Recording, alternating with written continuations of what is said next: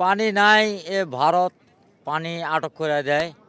এই জন্য করে এই সময় পানি নাই। যখন আমাদের পানি দরকার হয় না, তখন ভারত থাকি দেয় সারি। এ হলে ব্যাপার। এখন আমাদের পানির দরকার, এখন পানি পাইনি আমরা। এই জন্য করি আবাদের এই দশা আর কি। আবার হ্যাঁ। তো একদম ওইভাবে হয় নাই, নষ্ট হয়ে গেছে। আবাদ নষ্ট হয়ে গেছে, জুতুলে একটু ঘুষল, এই গ্যাঞ্জামে এইটুকু শেষ। এখন কি করব, কেউ তো মানে না। বাধা করি তাও কেউ মানতেছে না। তা আপনার এটা কত বছর ধরে আপনি এই পাড়ে আছেন, মানে এই নদী, মানে এই তিস্তার পাড়ে আছেন? এটা আমার বয়স হলো 54 বছর চলতেছে বর্তমানে। আপনার 17 বছর থেকে আমি তিস্তায় চরে আর কি আবাদ করি। 54 বছর বয়স চলছে আমার। 17 বছর থেকে আমি এই তিস্তা নদীর চরে আবাদ করি।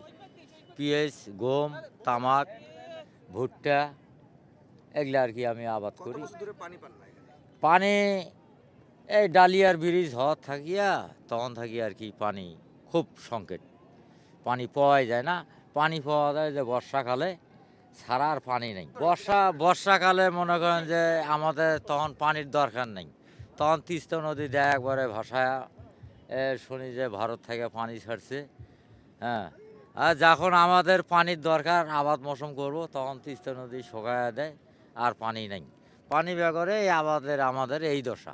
ভারতের কাছে পানি এখন আমরা যতই দাবি জানাই, তো আমাদের কথা শোনে না। ওই ওদের ইচ্ছা করিত মনে যদি মন ফোটে দিল, না ফোটে না দিল। কিন্তু পানি আসে, পানি দেয় বর্ষাকালে, শ্রাবণ মাসে তখন পানি দেয়। তখন দরকার হয় না, তখন তো তখন আমাদের এসে যায়। পানির দরকার নাই। উনিরা পানি ছাড়ে আর বাংলাদেশ মনে করেন যে একবারে নিরাকার করে দেয়। এখন আমাদের পানির দরকার, এখন পানি নেই। তখন আমরা পানি দিয়ে কী করি?